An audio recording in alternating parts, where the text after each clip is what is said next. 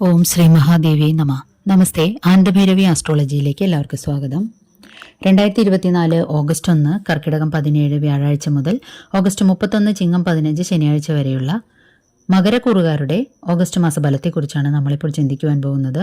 മകരക്കൂറിലെ നക്ഷത്രങ്ങളായ ഉത്രാടം 2, 3, 4 പാദക്കാർക്കും തിരുവോണ നക്ഷത്രക്കാർക്കും അവിട്ടം 1, 2 പാദക്കാർക്കുമാണ് ഈ ഫലങ്ങൾ അനുയോജ്യമായിട്ടുള്ളത്.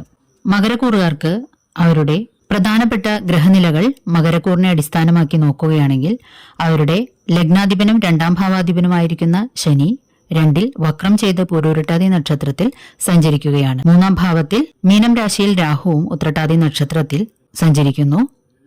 അവരുടെ 12ാം ഭാവത്തിന്റെയും 3ാം ഭാവത്തിന്റെയും അധിപനായിട്ടുള്ള വ്യാഴം 5ാം ഭാവത്തിൽ രോഹിണി നക്ഷത്രത്തിൽ കൂടി സഞ്ചരിക്കുകയാണ്. 10ാം ഭാവത്തിൽ കേതു അത്തം നക്ഷത്രത്തിൽ കന്യരാശിയിൽ സഞ്ചരിക്കുന്നു.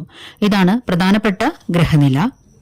മറ്റു ചെറുഗ്രഹങ്ങളായിട്ടുള്ള സൂര്യൻ ചിങ്ങം 1ാം തീയതി ചിങ്ങം രാശിയിലേക്കും, ചൊവ്വ ഓഗസ്റ്റ് 16 മകൈരം നക്ഷത്രത്തിലേക്കും, ശുക്രനാകട്ടെ ഓഗസ്റ്റ് 11 പൂരത്തിലും 22 ഉത്രം നക്ഷത്രത്തിലേക്കും നക്ഷത്രം മാറി സഞ്ചരിക്കുന്നു. ബുധൻ 22ാം തീയതി വക്രം ചെയ്ത് ആയില്യം നക്ഷത്രത്തിൽ പ്രവേശിക്കുന്നു. ഇനി പ്രധാനപ്പെട്ട ദിവസങ്ങൾ ഏതെല്ലാമാണെന്ന് നോക്കിയാൽ ഓഗസ്റ്റ് 3 അമാവാസി ഒരിക്കലും ശ്രാദ്ധവും കർത്തവാവ് ആചരണവും, ഓഗസ്റ്റ് 4 കർത്തവാവ് തന്നെയാണ്, ഓഗസ്റ്റ് 16 ആടിയറുതി അഥവാ രാമായണ മാസ അവസാനവും, ഓഗസ്റ്റ് 17 ചിങ്ങം 1ാം തീയതി ആവണിപ്പിറപ്പും, 19 വെളുത്തവാവും ആവണിയവിട്ടവും രക്ഷാബന്ധനും ആചരിക്കുന്നു. ഹേഗ്രീവൽപ്പത്തിയും അന്ന് തന്നെയാണ്. ഓഗസ്റ്റ് 20 ശ്രീനാരായണ ഗുരു ജയന്തി മംഗളാഗൗരി വ്രതാചരണവും, ഓഗസ്റ്റ് 25 ചട്ടമ്പിസ്വാമി ജയന്തിയും ആഘോഷിക്കുന്നു. ഓഗസ്റ്റ് 26 ശ്രീകൃഷ്ണ ജയന്തി അഥവാ അഷ്ടമി രോഹിണിയും ആഘോഷിക്കുന്നു. ഇനി ഈ ചാനൽ ഇതുവരെ സബ്സ്ക്രൈബ് ചെയ്തിട്ടില്ലാത്തവർ ഒന്ന് സബ്സ്ക്രൈബ് ചെയ്യുവാനും നിങ്ങൾക്ക് വേണ്ടപ്പെട്ടവർക്കെല്ലാം ഈ ചാനൽ ഒന്ന് ഷെയർ ചെയ്ത് കൊടുക്കാനും അഭ്യർത്ഥിക്കുന്നു. അരികിലുള്ള ബെൽ ബട്ടൺ അമർത്തി അതിൽ ഓൾ എന്ന് കൊടുത്താൽ ഇനി വരുന്ന എല്ലാ വീഡിയോകളും തത്സമയം തന്നെ നോട്ടിഫിക്കേഷനായി ലഭിക്കുന്നതാണ്. വീഡിയോ ഇഷ്ടമായാൽ ഒരു ലൈക്ക് തരുവാൻ മടി കാണിക്കരുതേ. ആദ്യമേ ഒരു കാര്യം ഓർമ്മിപ്പിച്ചു കൊള്ളട്ടെ. ജാതകത്തിൽ ഒരു വ്യക്തിയുടെ ലഗ്നാലുള്ള ഗ്രഹങ്ങളുടെ ഭാവാധിപത്യവും നിൽപ്പും ബലാബലത്തിനും അനുസരിച്ചിട്ടാണ് ചാരഫലങ്ങളെ നിങ്ങൾ മനസ്സിലാക്കേണ്ടത്. അതായത് ജാതകത്തിൽ ബലമുള്ള ഗ്രഹങ്ങളാണെങ്കിൽ നല്ല ഭാവത്തിലാണ് നിൽക്കുന്നതെങ്കിലും ചാരവശാലുള്ള ഗുണങ്ങൾ കൂടുതൽ ലഭിക്കുന്നതും, അഥവാ ബലം കുറഞ്ഞാണ് അല്ലെങ്കിൽ ദോഷകരമായ സ്ഥാനത്താണ് ജാതകത്തിൽ നിൽക്കുന്നതെങ്കിൽ ദോഷഫലങ്ങളും അധികരിച്ചിരിക്കും എന്ന് ഓർമ്മിപ്പിച്ചുകൊള്ളുന്നു. മകരക്കൂറുകാർക്ക് അവരുടെ ലഗ്നാധിപനായിട്ടുള്ള ശനി വക്രം ചെയ്ത് 2ൽ സഞ്ചരിക്കുമ്പോൾ 7ര ശനിയുടെ അവസാന ഭാഗത്തേക്ക് കടന്നിരിക്കുകയാണ്. കുറച്ചു മാസങ്ങൾ കൂടി കഴിഞ്ഞാൽ 7ര ശനി അവസാനിക്കുന്നതാണ്. വക്രം ചെയ്ത് ബലവാനായി തീർന്ന ലഗ്നാധിപൻ ഇവർക്ക് കാര്യമായ ദോഷങ്ങളെ ഇക്കുറി ചെയ്യുന്നില്ല. വ്യാഴം ദൈവാധീനകാരകനായിട്ടുള്ള വ്യാഴം 5ലും സ്ഥിതി ചെയ്യുകയാണല്ലോ. അതുകൊണ്ട് തന്നെ പൊതുവിൽ ദുർഘടങ്ങളായിട്ടുള്ള സന്ധികളെ, അതായത് ജന്മശനിക്കാലത്ത് കഴിച്ചു പോന്ന ബുദ്ധിമുട്ടുകളെ ഒരിക്കലും ഇനി ആവർത്തിക്കുകയില്ല. എന്നിരുന്നാലും കഴിഞ്ഞ കുറച്ചു മാസങ്ങളിൽ അനുഭവിച്ചുകൊണ്ടിരുന്ന സന്തോഷങ്ങൾക്ക് ചെറിയൊരു ഇടിവ് സംഭവിക്കുകയും എന്നാൽ ചില കാര്യങ്ങളിൽ പ്രത്യേകമായിട്ടുള്ള സന്തോഷങ്ങൾ അവർക്ക് ലഭിക്കുകയും ചെയ്യും. ധനപരമായിട്ട് മുൻപുണ്ടായിരുന്ന അവസ്ഥയിലേക്ക് ചിലപ്പോൾ ഒരു തിരിച്ചു നടപ്പുണ്ടായെന്ന് വരാം. മൂലകുടുംബ സ്വത്ത് ഭാഗം വെച്ചു കിട്ടുന്നതിന്റെ ചർച്ചകൾ പുരോഗമിക്കെ പെട്ടെന്ന് തന്നെ കെട്ടടങ്ങി പോവുകയും പഴയ അവസ്ഥയിലേക്ക് ഒരു നിശബ്ദമായ അവസ്ഥയിലേക്ക് തിരിച്ചു പോവുകയും ചെയ്യും.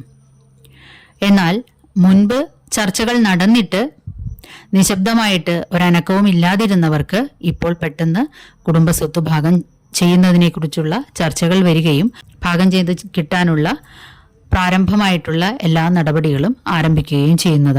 മുൻപ് പഠിക്കാൻ ആഗ്രഹിച്ചിട്ട് വേണ്ടെന്ന് വെച്ച പല വിദ്യകളും ഇപ്പോൾ പഠിക്കാൻ വീണ്ടും ആഗ്രഹം തോന്നുകയും പഠിക്കാൻ പോവുകയും അല്ലെങ്കിൽ പഠിക്കാൻ തുടങ്ങുകയും ചെയ്യുന്നതാണ്. കടം കൊടുത്ത ധനം കിട്ടാതിരുന്നത് ഈ സമയത്ത് തിരിച്ചു കിട്ടുവാനുള്ള സാധ്യതയുണ്ട്. അതുപോലെ നിങ്ങൾ കടം വാങ്ങിയിട്ടുണ്ടെങ്കിൽ അവരും നിങ്ങളോട് ധനം തിരിച്ചു ചോദിക്കാൻ, ധനം അല്ലെങ്കിൽ സ്വർണം എന്തു തന്നെയായിരുന്നാലും തിരിച്ചു ചോദിക്കാനും സാധ്യതയുണ്ട്. പഴയ സൗഹൃദങ്ങൾ തിരിച്ചു പിടിക്കാനും നിങ്ങൾ പുറപ്പെടുകയും അല്ലെങ്കിൽ അന്വേഷിച്ച് പുറപ്പെടുകയും മറ്റും ചെയ്യുന്നതാണ്. വിദേശ രാജ്യങ്ങളിലേക്ക് പ്രത്യേകിച്ചും പഠനത്തിനും മെഡിക്കൽ ഫീൽഡുമായി ബന്ധപ്പെട്ടുമുള്ള ജോലിക്ക് ശ്രമിക്കുന്നവർക്ക് അസുലഭമായിട്ടുള്ള ഒരു അനുകൂല സന്ദർഭമാണിത്. അവർക്ക് യൂണിവേഴ്സിറ്റികളിൽ സ്കോളർഷിപ്പോടുകൂടിയും മറ്റും പഠനത്തിന് പോകുവാനും ജോലിയിൽ പ്രവേശിക്കാൻ ആഗ്രഹിക്കുന്നവർക്ക് അതിനും സാധിച്ചു കിട്ടുന്നു. അതുപോലെ കുറച്ചു നാളായി തന്നെ സ്ഥിരതാമസത്തിനുള്ള പെർമിറ്റ് കിട്ടുവാനായിട്ട് കിട്ടാതിരുന്നവർക്ക് ഇക്കുറി അത് സാധിച്ചു കിട്ടുന്നതാണ്, ഈ വക്രം നടക്കുന്ന മാസങ്ങളിൽ പ്രത്യേകിച്ചും.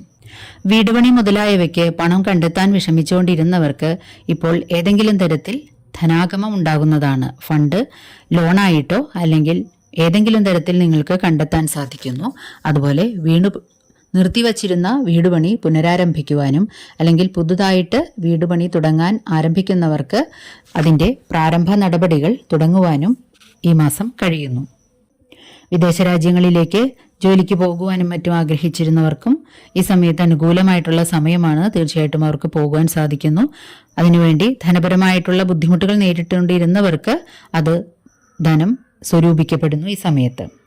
വാഹനാപകടങ്ങളിൽ നിന്നും നിങ്ങൾ അതീവ ഭാഗ്യം കൊണ്ട് പലപ്പോഴും രക്ഷപ്പെടുന്നതാണ്. വാഹനങ്ങൾ ഓടിക്കുമ്പോൾ വളരെയധികം ശ്രദ്ധ പുലർത്തേണ്ടുന്നതും നിയമങ്ങൾ പാലിച്ചു മാത്രം സഞ്ചരിക്കേണ്ടതുമാണ്.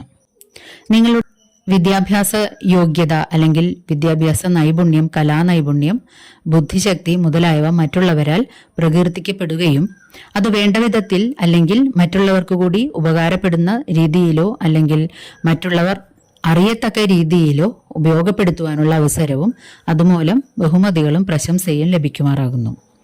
അതുപോലെ പലതരം സംഘടനകളിലും മറ്റും പ്രവർത്തിക്കുന്നവർക്ക് അതിൻ്റെ ഒരു നേതൃസ്ഥാനത്തേക്ക് ഉയരുവാനും പ്രശസ്തമായിട്ടുള്ള പ്രശംസയർഹിക്കുന്ന പ്രവർത്തനങ്ങൾ കാഴ്ചവെക്കുവാനും സാധിക്കുന്നു. ഒരു ലീഡർഷിപ്പ് ക്വാളിറ്റി നിങ്ങളുടെ ഉള്ളിൽ ഉറങ്ങിക്കിടന്നത് പുറത്തെടുത്ത് പ്രകടിപ്പിക്കുവാൻ അല്ലെങ്കിൽ അതിനനുകൂലമായിട്ട് പ്രവർത്തിക്കുവാനുള്ള സന്ദർഭങ്ങൾ വന്നു ചേരുന്നതാണ്.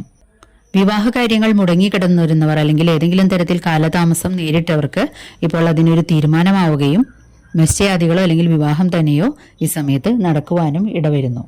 ഇനി താൽക്കാലിക ഗുളികസ്ഥിതി ഫലം അനുസരിച്ച് ഈ മാസത്തിൽ ഏതെല്ലാം ദിവസങ്ങൾ നല്ല കാര്യങ്ങളിൽ നിന്നും വിട്ടുനിൽക്കണം എന്നൊന്ന് നമുക്ക് ചിന്തിച്ചു നോക്കാം. മകരക്കൂറുകാർക്ക് 18, 25 എന്നീ ദിവസങ്ങൾ ഓഗസ്റ്റ് മാസത്തിൽ ശാരീരികമോ മാനസികവുമായിട്ടുള്ള എന്തെങ്കിലും ബുദ്ധിമുട്ടുകൾ നേരിടാൻ സാധ്യതയുണ്ട്. അന്നേ ദിവസം ദീർഘയാത്രകൾ, ജലയാത്രകൾ മുതലായവ ഒഴിവാക്കുകയും ഏതെങ്കിലും തരത്തിലുള്ള രജിസ്ട്രേഷനുകൾ, പേപ്പറുകളിൽ ഒപ്പുവെക്കൽ മുതലായവയും ഒഴിവാക്കുന്നത് നല്ലതായിരിക്കും. വിദേശ രാജ്യങ്ങളിൽ ജോലി ചെയ്യുന്നവർക്ക് 2, 9, 10, 17, 24, 31 എന്നീ ദിനങ്ങൾ പനി, ജ്വരം മുതലായ അസുഖങ്ങളോ മറ്റെന്തെങ്കിലും മാനസിക ബുദ്ധിമുട്ടുകളോ നേരിട്ടേക്കാൻ സാധ്യതയുണ്ട്. അതുപോലെ തന്നെ പൊതുവിൽ മകരക്കൂറുകാർക്കും ഈ ദിവസങ്ങളിൽ സാമ്പത്തികമായിട്ടുള്ള ചില്ലറ ബുദ്ധിമുട്ടുകളോ അധിക ചിലവുകളോ വന്നു ചേർന്നേക്കാൻ സാധ്യതയുണ്ട്. ഗവൺമെന്റുമായി ബന്ധപ്പെട്ട കാര്യങ്ങൾക്ക് ഈ ദിവസങ്ങളിൽ പുറപ്പെടാതിരിക്കുന്നതായിരിക്കും കൂടുതൽ നല്ലത്. 7, 14, 15, 21, 22, 29 എന്നീ ദിനങ്ങൾ തൊഴിൽ രംഗത്ത് അത്ര സുഖകരമായിരിക്കില്ല. ഏതെങ്കിലും തരത്തിലുള്ള അസ്വാരസ്യങ്ങളോ വഴക്കുപിണക്കങ്ങളോ സഹപ്രവർത്തകരുമായിട്ടോ കസ്റ്റമേഴ്സുമായിട്ടോ മറ്റോ ഉണ്ടാകാൻ സാധ്യതയുണ്ട്. ഏതെങ്കിലും തരത്തിൽ ബുദ്ധിമുട്ടുകൾ ഉണ്ടാകാൻ സാധ്യതയുണ്ട്. അതുപോലെ വാഹനങ്ങൾ ഓടിക്കുമ്പോൾ ഈ ദിവസങ്ങളിൽ ശ്രദ്ധിക്കേണ്ടതും വീടുപണിയിൽ ഈ ദിവസങ്ങളിൽ തടസ്സങ്ങൾ നേരിടാനും മറ്റും സാധ്യതയുണ്ട്. 1, 8, 16, 23, 30 ഈ ദിവസങ്ങൾ തൊണ്ട സംബന്ധമായ അസുഖങ്ങളെ കരുതിയിരിക്കേണ്ടതാണ്. അതുപോലെ വിദേശ രാജ്യങ്ങളിലേക്ക് പഠിക്കുവാൻ മറ്റും അല്ലെങ്കിൽ ഹോസ്പിറ്റൽ രംഗത്ത് ജോലി നോക്കുന്നവർക്ക് ഈ ദിവസങ്ങളിൽ ടെസ്റ്റുകൾ, ഇന്റർവ്യൂകൾ മുതലായവ ബുദ്ധിമുട്ടായിരിക്കും. അറ്റൻഡ് ചെയ്യാൻ ഉദ്ദേശിക്കുന്നവർ വേറെ തീയതികൾ തിരഞ്ഞെടുക്കുന്നതും ഉത്തമമായിരിക്കും. അതുപോലെ തൊണ്ട സംബന്ധമായിട്ടുള്ള എന്തെങ്കിലും അസുഖങ്ങൾ വരുവാനായിട്ട് ഈ ദിവസങ്ങളിൽ സാധ്യതയുണ്ട്. 4, 5, 11, 12, 19, 26 എന്നീ ദിവസങ്ങൾ അടിവയർ സംബന്ധമായ അസുഖങ്ങളെ കരുതിയിരിക്കുക. അതേ ദിവസങ്ങളിൽ തന്നെ ഡോക്യുമെന്റ് സംബന്ധമായിട്ടുള്ള എന്തെങ്കിലും ബുദ്ധിമുട്ടുകൾ ഉണ്ടാകാതിരിക്കുവാനും പ്രത്യേകിച്ച് ശ്രദ്ധിക്കുക. അതുപോലെ ഇലക്ട്രോണിക് സാധനങ്ങളും ഈ ദിവസങ്ങളിൽ വളരെയധികം കരുതലോടെ ഉപയോഗിക്കേണ്ടതുമാണ്. ദോഷങ്ങളുടെ പരിഹാരാർത്ഥം നിങ്ങൾ ചെയ്യേണ്ടത് ഞായറാഴ്ചകളിൽ ശിവക്ഷേത്രങ്ങളിൽ ദർശനം നടത്തുകയും ശ്രീരുദ്രമന്ത്രത്താൽ അഭിഷേകം നടത്തുക, മൃത്യുഞ്ജയ പുഷ്പാഞ്ജലി ഹോമം ഇത്യാദികളും എണ്ണവിളക്കും സമർപ്പിക്കുക. സർപ്പത്തിങ്കൽ നിങ്ങളുടെ പക്കപ്പിറന്നാളിന് നൂറും പാലും സമർപ്പിക്കുക. മഹാവിഷ്ണുവിങ്കൽ തുളസീദളങ്ങൾ, സഹസ്രനാമാർച്ചന മുതലായവ ചെയ്തുകൊണ്ടും ദോഷശാന്തി വരുത്താവുന്നതാണ്. വീഡിയോ ഇഷ്ടമായാൽ ഒരു ലൈക്ക് തരുവാൻ മടി കാണിക്കരുതേ. നന്ദി, നമസ്കാരം.